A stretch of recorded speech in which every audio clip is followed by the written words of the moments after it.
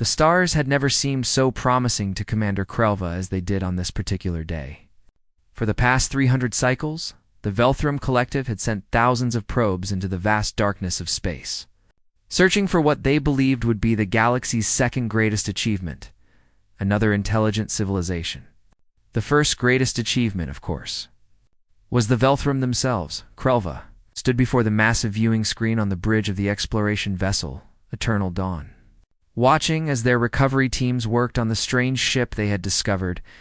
It was small, barely the size of a cargo hauler, and it had been drifting through an uncharted system with its engines cold and silent. The ship's design was unusual, built with angles and materials that the Velthrum database had never encountered before. Fleet. Commander Thomrex approached from behind, his footsteps echoing in the quiet bridge. "The scans are complete," he said, his voice carrying a mixture of excitement and caution. "There are life forms inside. They appear to be in some form of suspended animation." Krelva felt a surge of energy through his body. This was it.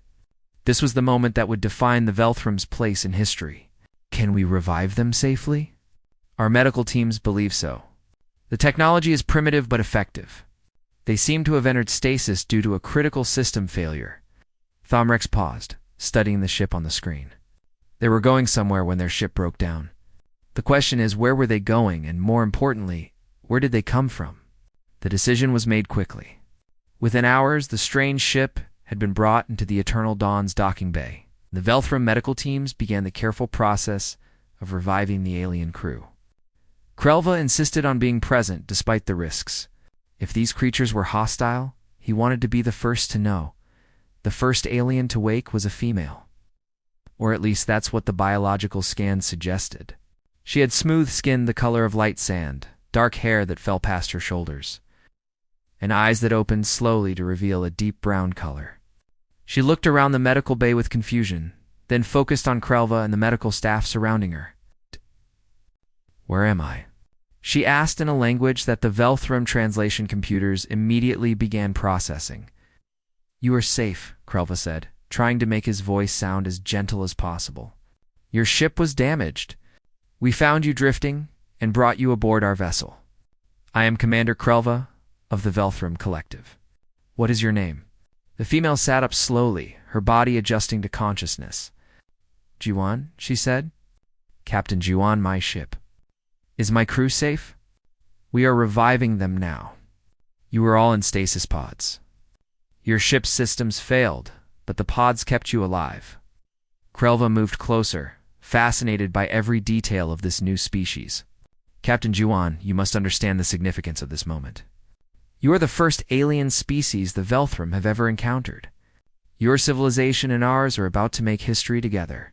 Guan looked at him with an expression that Krelva couldn't quite read. There was something in her eyes, a flicker of what might have been surprise or perhaps amusement, but it passed quickly.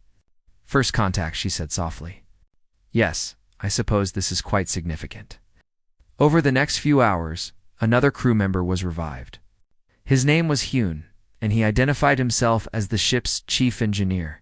He was shorter than Jiwan, with a stocky build and quick, intelligent eyes that immediately began assessing his surroundings. "What happened to the ship?" Hyun asked as soon as he was fully conscious. Giwan answered before the Velthrum could. "Cascade failure in the main drive. We went into emergency stasis." "Damn," Hyun muttered. "We were only 3 weeks out from the outer colonies. Command is going to have questions about this." Krelva's translator caught the phrase outer colonies, but the context was unclear. "Outer colonies. Are there other settlements of your people?" Hyun glanced at Guan, who gave him a subtle look that Krelva noticed but didn't understand. "Yes," Giwan said smoothly. "We have several colonies. We were transporting supplies when the accident occurred." Thomrex had joined them in the medical bay, and he stepped forward with interest. "How many colonies does your civilization maintain?" "A few dozen," Jiwan replied, her voice casual. "We've been expanding slowly over the past few generations." The number seemed reasonable to Krelva. The Velthrum themselves had established 47 research outposts across their explored region of space, though none were large enough to be called true colonies. These humans, as they called themselves, seemed to be at roughly the same level of development, perhaps slightly less advanced. Given the primitive nature of their stasis technology and the fact that their ship had suffered such a catastrophic failure, we would be honored to escort you back to your homeworld, Thomrex said formally. The Velthram Collective wishes to establish peaceful relations with your people. This meeting could be the beginning of a great friendship between our civilizations. Guan smiled, and again, Krelva saw something strange in her expression. That's very kind of you. I'm sure our people would be very interested in meeting you as well. Over the next several days, as the Eternal Dawn prepared for the journey to the human homeworld, Krelva spent hours talking with Jiwan and Haiyan. They were surprisingly knowledgeable about a wide range of subjects, and their ship, despite its small size and apparent technical failure, contained some interesting design elements that the Velthram engineers found intriguing. Your ship's hull material is quite sophisticated, Krelva commented during one of their conversations. The molecular structure suggests an advanced understanding of material science. We've had some good researchers, Jiwan said modestly. Huan was less careful with his words. He often spoke enthusiastically about technical matters, and occasionally he would mention things that seemed oddly advanced for what Krelva assumed was a relatively young spacefaring civilization. He talked about standard navigation protocols and core system networks in ways that suggested a much larger infrastructure than a few dozen colonies would require. But Krelva dismissed these concerns.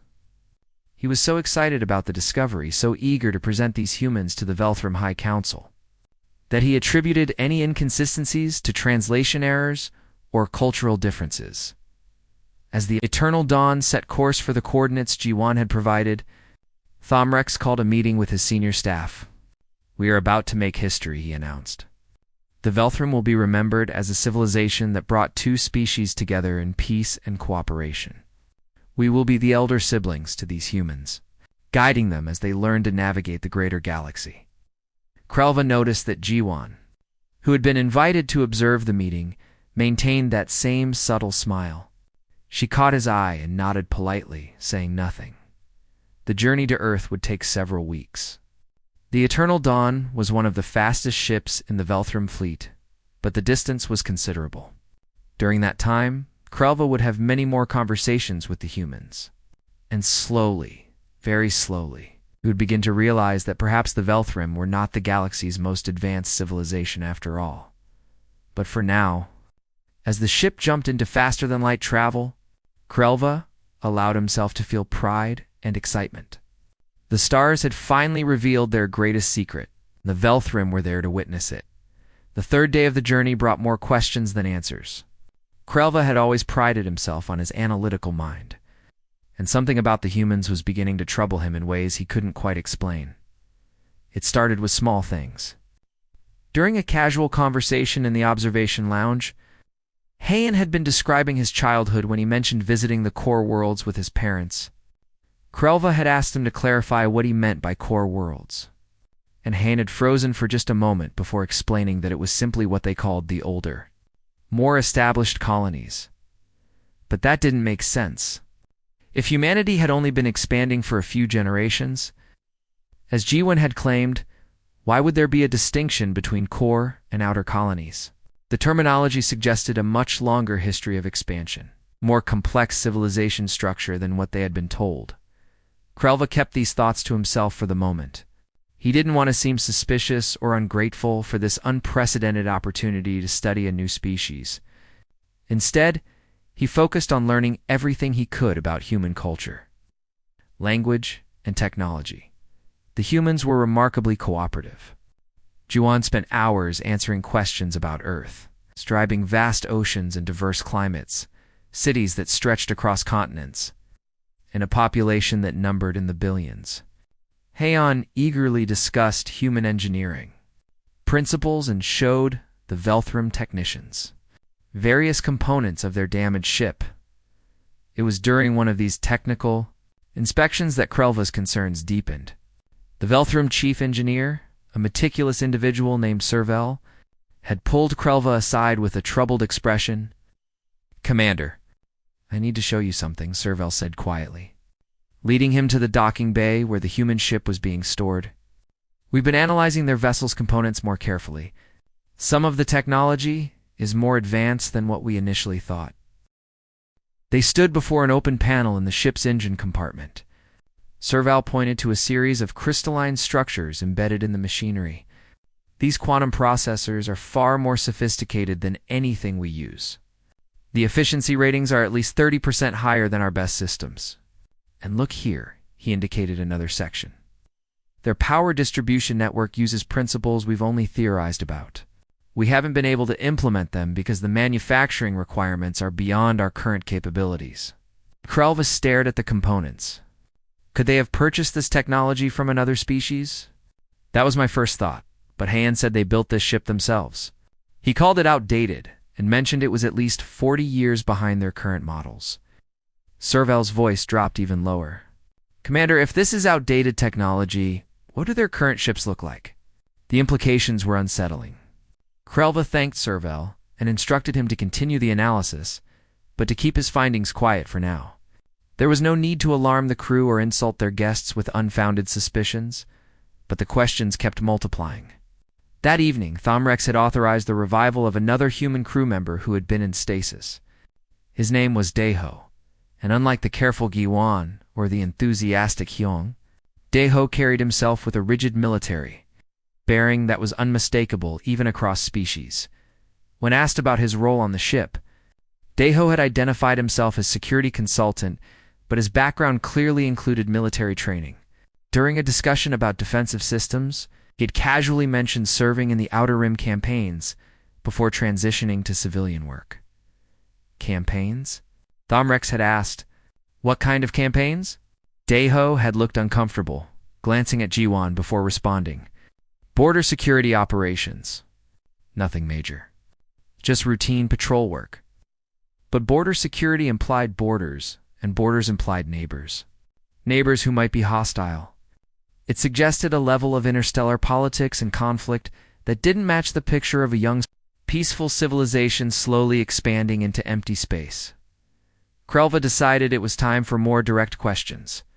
He found Jiwan in the observation lounge, staring out at the streaking lights of faster-than-light travel.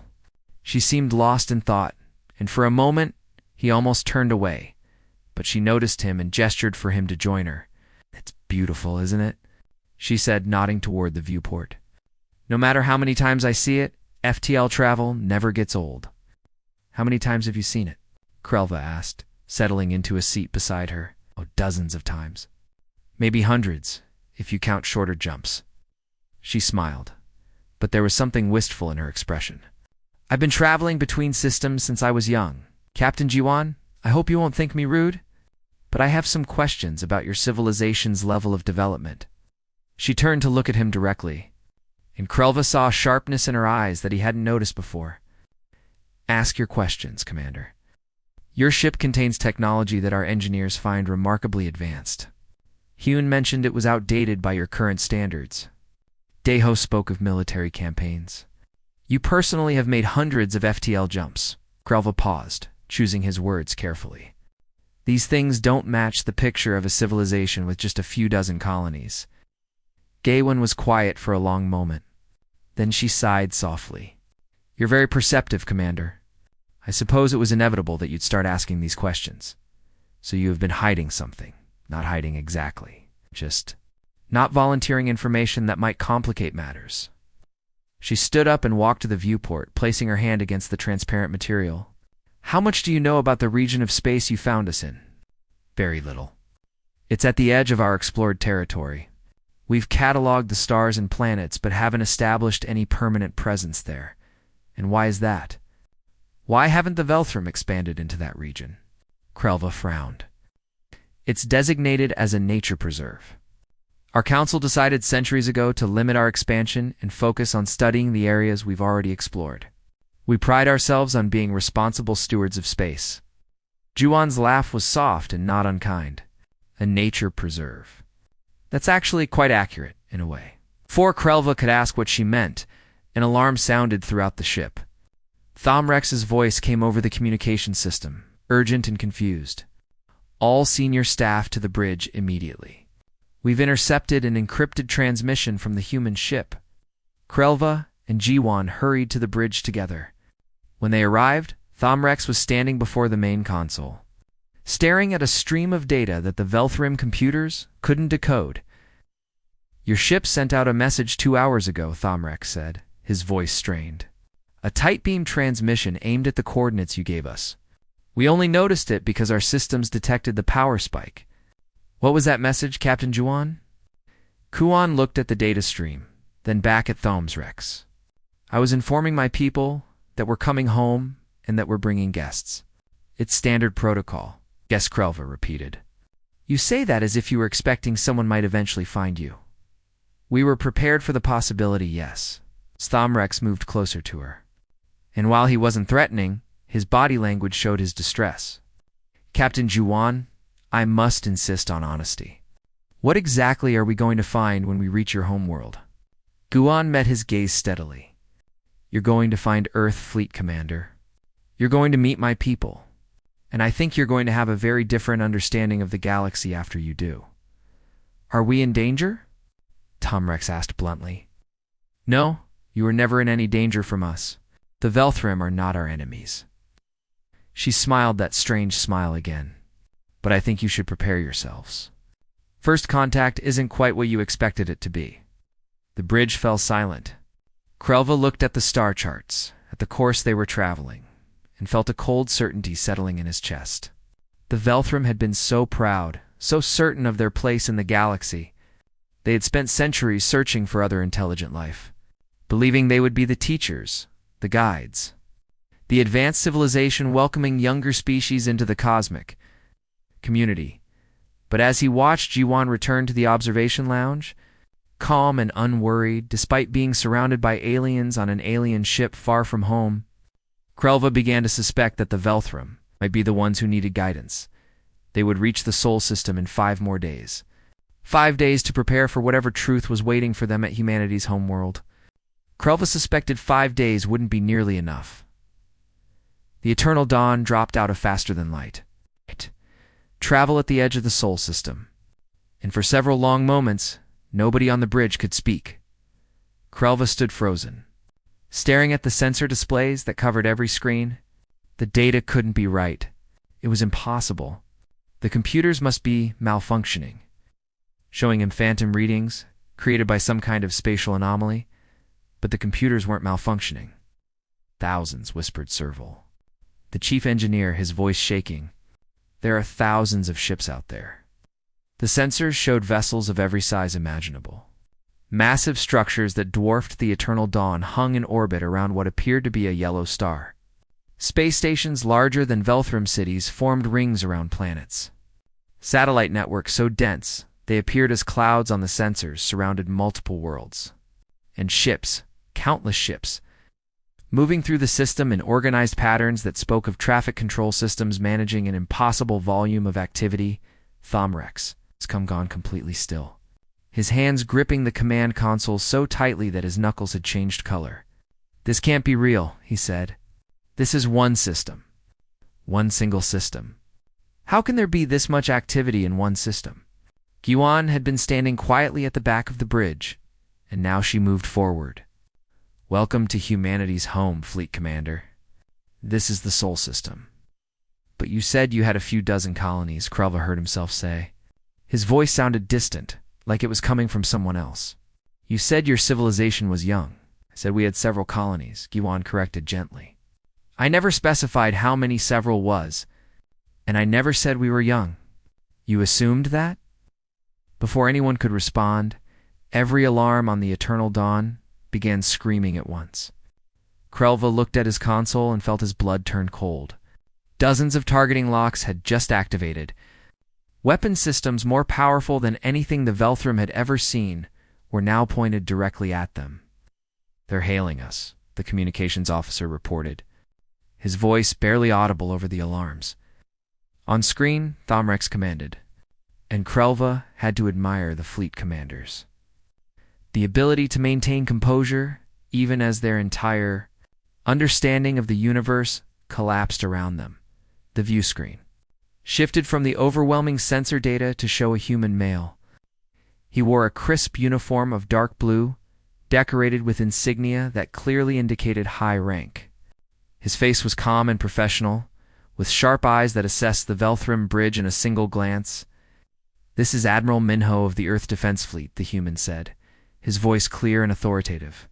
"You have entered restricted space without authorization. Please maintain your current position and state your intentions." Earth Defense Fleet. The words hung in the air like a physical weight. Not a planetary patrol, not a system guard.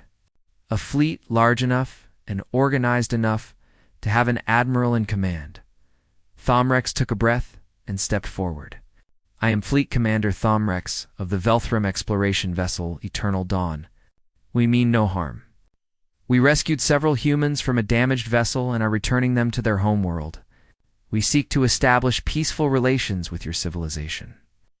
Admiral Minho's expression softened slightly. "I see. Thank you for assisting our citizens. We've been tracking your approach for the past 2 weeks. Captain Juan has provided us with regular updates on your vessel and crew." 2 weeks? They had known the Eternal Dawn was coming for 2 weeks. Krelva felt something crack in his chest. Some fundamental assumption about Velthrim superiority that had been with him his entire life. "Permission to approach Earth is granted," Admiral Minho continued. "A escort wing will guide you to Orbital Dock 7. Please follow their instructions precisely." "And Fleet Commander?" He paused, and there was something almost sympathetic in his voice. "I understand this must be overwhelming. We'll do our best to make this transition as smooth as possible." The transmission ended. Moments later, 6 human warships appeared on the sensors, moving into formation around the Eternal Dawn. Each one was 3 times the size of the Velthrim vessel. They moved with perfect precision, their hulls covered in weapon ports and sensor arrays that made the Eternal Dawn look like a child's toy by comparison. The flight to Earth took 2 hours. 2 hours of complete silence on the bridge as the Velthrim crew watched the Sol system unfold around them. They passed massive orbital stations, each one housing what appeared to be millions of inhabitants. They saw shipyards constructing vessels of incredible size. They flew by what the sensors identified as an artificial ring surrounding a gas giant. A structure so vast that Krelva's mind couldn't properly process its scale. And then they saw Earth itself. The planet was beautiful. A blue and green jewel that hung against the darkness of space, but it was also covered in lights. Even on the side facing the sun, the sensors could detect cities that stretched across continents. Connected by transportation networks visible from orbit, the night side blazed with illumination that outlined entire landmasses. Orbital rings circled the planet at multiple altitudes. Some clearly for transportation, others for industry or habitation. Hundreds of ships moved between the rings and the planet's surface. Space elevators, massive structures that the Velthrim had only theorized about, connected the rings to the ground. "Copulation estimate," Thomrex said quietly. The science officer worked at his console for a moment. "For Earth alone, approximately 400 billion, Commander. 400 billion. The entire Velthrim collective numbered less than 60 billion across all their worlds and stations. The escort wing guided them to a docking station that was larger than the Velthrim capital city. As the Eternal Dawn settled into its assigned berth, Krelva noticed that every other ship in the immediate area was human. Cargo haulers, passenger liners, military vessels, research ships, all human. All moving with the efficiency of a civilization that had been managing this kind of traffic for a very long time. A docking tube extended from the station to their airlock. Thomrex, Krelva, and several other senior officers gathered at the airlock, preparing to disembark. Juan, Hyun, and Daeho stood with them. "I apologize for the deception," Juan said quietly, "but we had to be careful. We needed to understand your intentions before revealing the truth." "The truth," Krelva repeated. "And what is the truth, Captain Juan?" The airlock opened before she could answer. A small delegation of humans waited on the other side. At their head stood a woman in elegant civilian clothes. Her expression warm, but professional. Fleet Commander Thomrex. "Commander Krelva, welcome to Earth," she said, bowing slightly in what was clearly a gesture of respect. "My name is Suji, and I serve as a diplomatic officer for the Galactic Human Concordat. On behalf of all humanity, we are honored by your presence and look forward to establishing relations with the Velthrim people, Galactic Human Concordat. The name alone told Krelva everything he needed to know. This wasn't a planetary government. This wasn't even a system government. The word galactic meant exactly what it implied. How many? Thomrex asked, his voice hollow. How many star systems do humans control? Suji's smile was gentle, understanding. Control is perhaps the wrong word. We have colonies, outposts, research stations, and allied territories across 15,342 star systems. Our sphere of influence extends across 3 galactic arms. 15,000 systems. The number was incomprehensible. The Velthrim had explored less than 200 systems in their entire history, in the area we've been exploring, Krelva asked, though he already knew the answer. The region we thought was empty space. Protected space, Suji confirmed. We established nature preserves and development-restricted zones throughout the galaxy. Your civilization has been growing and exploring within one of those zones. We've been monitoring your progress for approximately 200 years. The Velthrim had been watched, studied, protected like children while they played at being explorers. Every discovery they'd made had been in an area that humanity had already mapped and then deliberately left empty for them to find. Thomrex looked at Juan. The ship. Your ship was really damaged? Yes, that was genuine bad luck. But my crew and I are trained for scenarios like this. If we were found by a developing species, we could handle first contact without revealing too much too quickly. She stepped forward, her expression serious. You need to understand, Fleet Commander. Humanity learned some hard lessons in our early days of expansion. We weren't always kind to less advanced species. We weren't always careful. The protected zones exist partially to help species like yours develop naturally. But they also exist to protect you from us until you're ready. Ready for what? Krelva asked. Skay gestured toward the interior of the station. Ready for this? Ready to understand that you're not alone in the galaxy? Ready to meet not just humanity, but the dozens of other spacefaring species that share the stars with us? Ready to join the greater galactic community if you choose to do so? She paused, letting her words sink in. But that's a choice for your people to make. Not one we'll force upon you.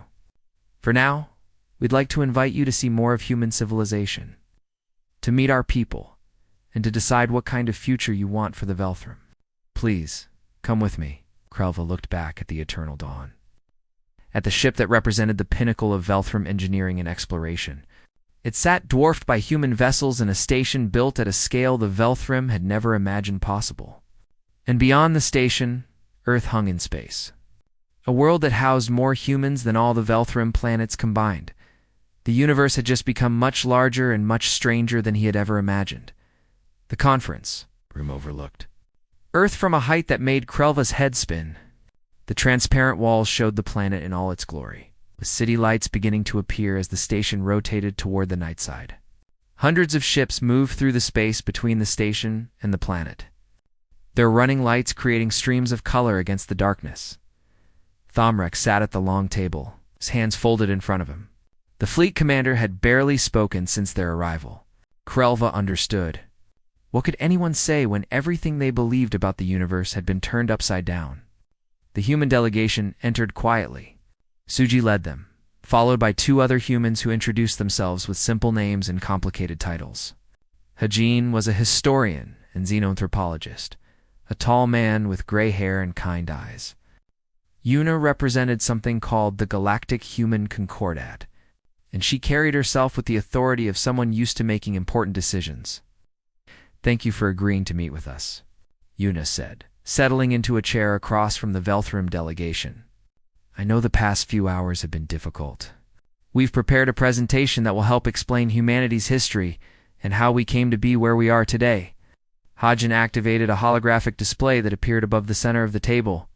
An image of Earth formed, but it looked different from the planet they had just seen. Simpler, less covered in lights. 3,200 years ago, Hajin began, his voice warm and professorial. Humans achieved faster than light travel for the first time. It was a breakthrough that changed everything for our species. We began exploring beyond our solar system, discovering new worlds, and finding them empty of intelligent life. The hologram shifted, showing ships spreading outward from Earth, creating a web of lines connecting stars. For the first 500 years, we expanded rapidly. Too rapidly in hindsight. We claimed systems, established colonies, and built an empire without really thinking about the consequences. We were young and arrogant and convinced of our own superiority. Krelva felt an uncomfortable recognition in those words. Young and arrogant. That's exactly what the Velthram had been when we met the Kanara, Hajin continued. The hologram showed an alien species, their forms vaguely insectoid but with expressive features. They were a spacefaring civilization, but air technology was less advanced than ours. They had just developed basic FTL drives when we encountered them. And he paused, his expression troubled. We didn't handle it well, Yuna spoke up. The Kanara had claimed a system that we wanted for its resources. We saw them as competitors, as threats. There was a brief war. We won easily. We forced them to accept our terms, took the systems we wanted, and limited their expansion. The hologram showed human ships overwhelming Kanara vessels. It showed treaty documents and restricted zones. It showed a species being contained and controlled by humanity's greater power. It was a dark time, Hajin said quietly. But it taught us a crucial lesson. Power without responsibility leads to tyranny. Expansion without wisdom leads to destruction. We had become exactly the kind of aggressive, domineering species that we would have feared if we had been on the receiving end. What changed? Thomrex asked.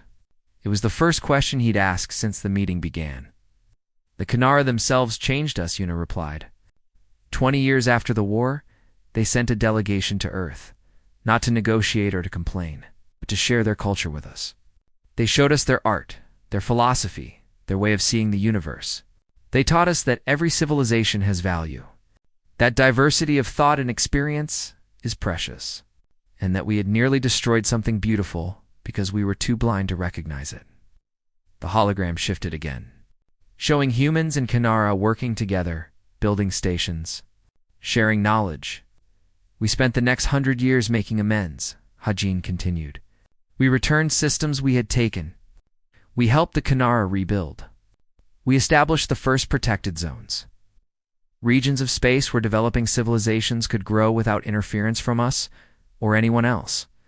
And we created the Galactic Human Concordat, a governing body dedicated to ensuring humanity would never again abuse its power. Krelva watched the hologram show humanity's empire transform from a sprawling, aggressive expansion into something more deliberate and controlled. The lines connecting systems became more organized, divided into clearly marked regions.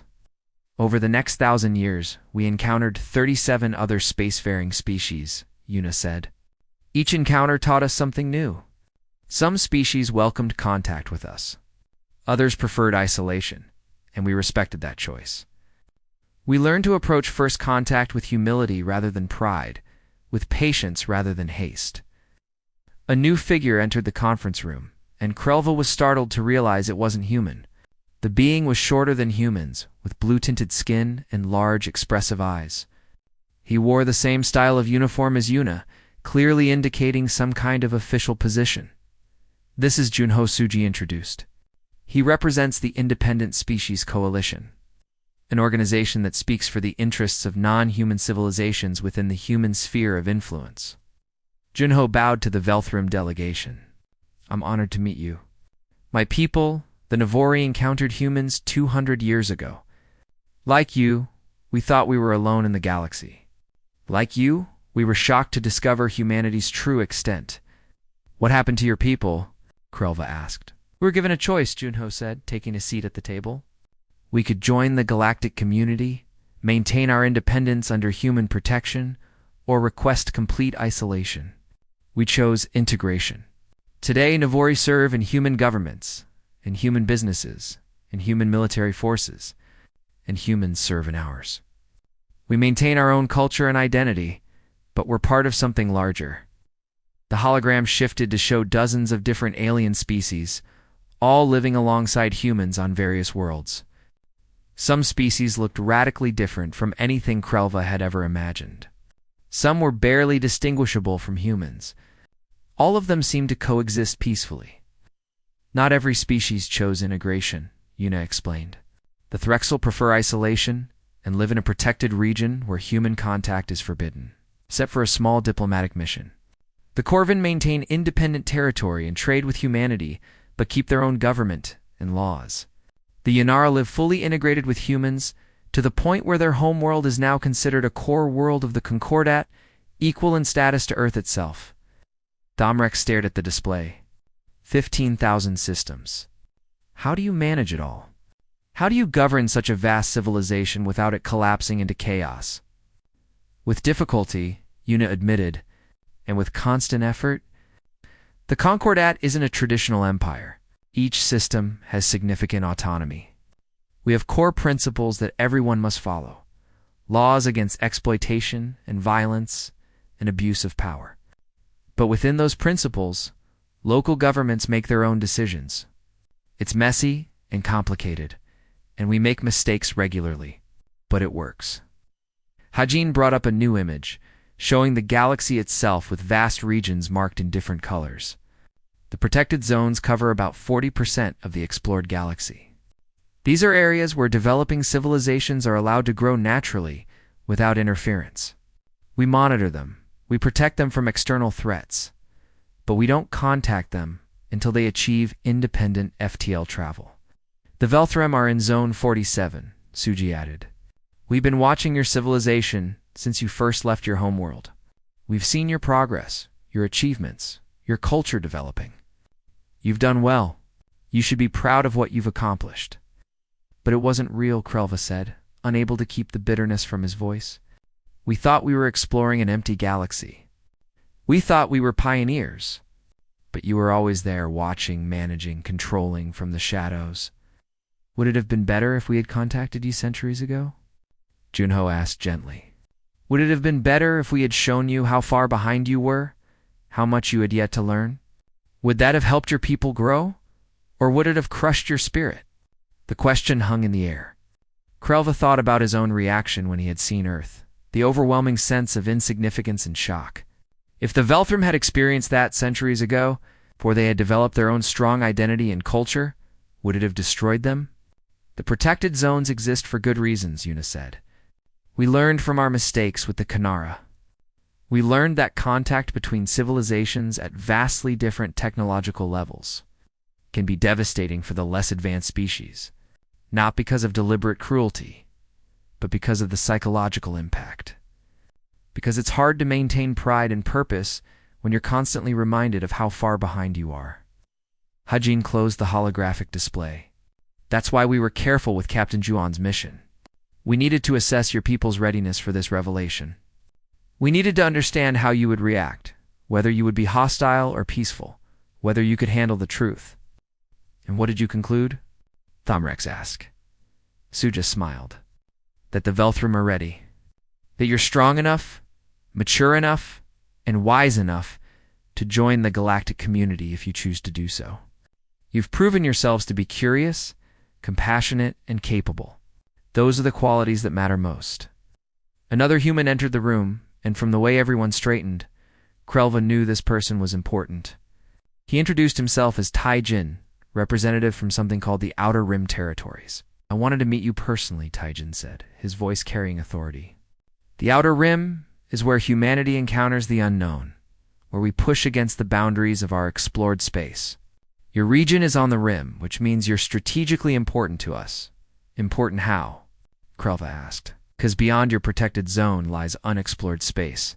Space that might contain other civilizations, other threats, other opportunities. If the Velthrim joined the Concordat, you would be our neighbors and partners in exploring that region. If you choose independence, we would still work with you to ensure mutual security. Thomrex stood slowly, walking to the transparent wall to look down at Earth. You've given us much to think about. My people will need time to process this information, to decide what path we want to take. Of course, Eunice said. We're not asking for immediate decisions. Take all the time you need. In the meantime, we'd like to offer you a tour of several human worlds and the opportunity to meet other species who have gone through this same process. Learn from their experiences. Ask questions. See what life in the galactic community actually looks like. Krelva joined Thomrex at the window. Below them, Earth continued its eternal rotation, a world that had spawned a civilization spanning thousands of star systems. And somewhere in the protected space, they called Zone 47. The Velthrim homeworld orbited its own star, completely unaware that first contact had just changed everything. The transit ship was small and comfortable, designed for diplomatic travel rather than military purposes. Krelva watched through the viewport as they approached their third destination in what the humans called the Integration Tour. Thomrex sat quietly, still processing everything they had seen over the past 2 weeks. Their first stop had been a joint colony called New Harmony, where humans and 3 other alien species lived together in a single city. The architecture blended different cultural styles. The streets were filled with beings of various shapes and sizes going about their daily lives. Children of different species played together in parks. Mixed species couples walked, hand in hand. It had been beautiful and strange and completely normal all at once. The second stop had been a Corvan, independent world. One of the civilizations that had chosen to maintain separation from the Concordat. The Corvan kept their own government, their own military, and their own cultural practices. But they traded freely with humanity, and their borders were protected by human defensive stations. It was independence with cooperation, sovereignty with partnership. Now, they were approaching something called a research nexus, a massive station where scientists from dozens of species worked together on projects that no single civilization could accomplish alone. Guan had accompanied them on the tour, serving as both guide and translator of human culture. She sat across from Krelva now, reading something on a datapad, but clearly available if they had questions. I've been thinking, Krelva said, breaking the silence, about what Junho said, about how seeing Earth might have crushed us if we'd encountered you too early. Guan looked up, giving him her full attention. He was right, Krelva continued. If we had discovered your civilization when we first achieved FTL travel, it would have destroyed our sense of purpose. We would have become nothing more than your students, your junior partners, forever trying to catch up to a level we could never reach. And now, Kiwan asked, now we have our own achievements, our own history of exploration and discovery. Yes, it was all within a protected zone, but we didn't know that. We faced our own challenges, solved our own problems, developed our own identity. That matters. Thomrex spoke from behind them, his voice thoughtful. The Velthrim are not a great galactic power. We never were. But we are a people who explored the unknown with courage and curiosity. That truth doesn't change just because we weren't the first ones to do it. The research nexus grew larger in the viewport. It was an incredible structure, with multiple sections that clearly showed different architectural styles. Some parts looked human. Others were completely alien in their design when they docked. They were greeted by a human woman named Nari, except as she explained with an apologetic smile. She wasn't exactly human. I'm Velthrim, she said. And Krelva felt his mind struggle to process that statement. She looked human. She moved like a human. She even dressed like the humans around her.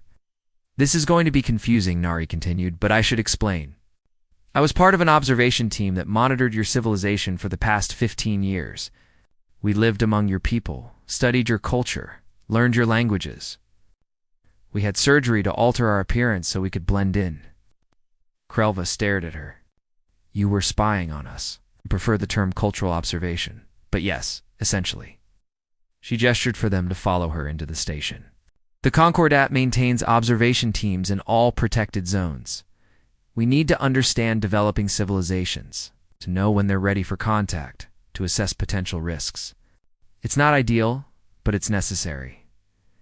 How many of you were there? Thomrex asked. In your civilization? About 40 observers at any given time. We rotated in and out, usually serving 5-year assignments. I personally lived in your capital city for 3 years, working as a researcher at one of your universities. The revelation was unsettling, but Krelva found he wasn't as shocked as he would have been 2 weeks ago. In a strange way, it made sense. If humanity was going to protect developing civilizations, they needed to understand those civilizations. Nari led them through the research nexus, showing them laboratories where mixed species teams worked on everything from medical research to faster-than-light drive improvements to theoretical physics. In one lab, they met a Velthram scientist who had been offered a position at the Nexus after his work was noticed by human researchers monitoring academic publications. "This could be you, Nari," said to Krelva. "If the Velthram choose to join the Concordat, your scientists could work here. Collaborate with the best minds from dozens of species. Contribute to projects that benefit everyone." But she also showed them something else. In a quiet observation room, they watched a holographic display showing a civilization that had chosen isolation. The beings looked nothing like anything Krelva had seen before, with crystalline bodies that refracted light in beautiful patterns. "The Ashara encountered humanity 80 years ago," Nari explained. "They were terrified, not of human violence or aggression, but of cultural contamination. They believed contact with other species would corrupt their spiritual purity. They requested complete isolation, and we honored that request. No human sets foot in their territory. We maintain defensive stations at the border to protect them from potential threats, but otherwise we leave them entirely alone." "Do you ever regret that decision?" Thomrex asked. "Knowing what they might accomplish if they worked with other species." "It's not our decision to regret," Nari said. "Every civilization has the right to choose its own path. Maybe in 100 years or 1,000 years, the Ashara will change their minds. Maybe they never will. Either way, we respect their choice." Their final stop was Earth again, but this time they were taken to the Concordat's central governing complex. It was less grand than Krelva had expected, just a series of modern buildings surrounded by gardens. Inside, they met Chancellor Borum, who held one of the highest positions in human government. Borum was an older woman with silver hair and an easy smile. She greeted them warmly, offering them seats in her office, which had windows overlooking a peaceful lake. "I wanted to apologize personally," Borum said, settling into a chair. "For the deception with Captain Juwan's mission, for the centuries of observation, for revealing the truth about your place in the galaxy in such a sudden and shocking way. Why did you keep us in the protected zone for so long?" Thomrex asked. "Why not contact us earlier?" "Honestly, caution. And perhaps an excess of caution at that." Borum poured tea for all of them, a gesture Krelva recognized as a peace offering. "We made mistakes with early contact situations. We hurt people without meaning to, so we became very careful, perhaps too careful. There are debates within the Concordat about whether protected zones should exist at all, whether we should reveal ourselves to civilizations earlier in their development. What do you think?" Krelva asked. "I think every situation is different. Some civilizations would benefit from early contact. Others would be devastated by it. There's no universal right answer." She sipped her tea.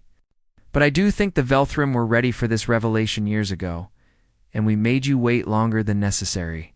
For that, I am sorry." Stomrex set down his teacup. "Chancellor, I need to ask a difficult question. The protected zones, the observation teams, the defensive stations. They all serve to monitor and protect developing civilizations. But they also serve as early warning systems, don't they? If a species turns hostile, you know about it immediately." Borum nodded slowly. "Yes, that's also part of their purpose. Humanity has encountered hostile species before. Not often, but it has happened. The protected zones help us identify potential threats before they become serious problems. So we're not just protected," Krelva said. "We're also contained."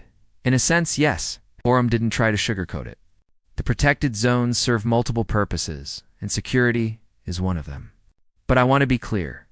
If a civilization chooses isolation, we honor that choice and maintain their security. We don't contain species simply because they choose not to join us. She leaned forward, her expression serious. The galaxy is not a safe place, Commander. There are dangers out there that would terrify you. Rogue AI swarms, biological weapons left over from ancient wars, spatial anomalies that can destroy entire systems. And yes, occasionally, aggressive species that see other civilizations as resources to be exploited rather than partners to be respected. The Concordat exists partly to protect against those threats. You're saying we need you, Thomrex said. I'm saying that cooperation makes everyone safer and stronger. But it's not a one-way relationship. The Velthram would bring value to the Concordat. Your unique perspectives, your cultural achievements, your scientific contributions. We don't want you to join us because we pity you or because we want to control you. We want you to join us because you'd make us better. Young human entered the office and whispered something to Borum, the Chancellor, nodded and turned back to the Velthram. Delegation. I just received word that you're high. Council has completed their deliberations. They've been in constant communication with your government since your arrival here. They're ready to make their decision. Krelva and Thomrex exchanged glances. For 2 weeks they had been learning about humanity and the galactic community. Meanwhile, their entire civilization had been processing the same shocking revelations. Debating their future and deciding what path to take, the holographic display in Borum's office activated. Showing the Velthram High Council, the lead counselor, an elder named Varson, looked tired but determined. Chancellor Borum, Commander Thomrex, we have reached our decision, Varson said. The Velthram people have voted. By a significant majority, we choose to join the Galactic Human Concordat as junior partners. We're honored, Counselor. Welcome to the galactic community. However, Varson continued, we have conditions. We wish to maintain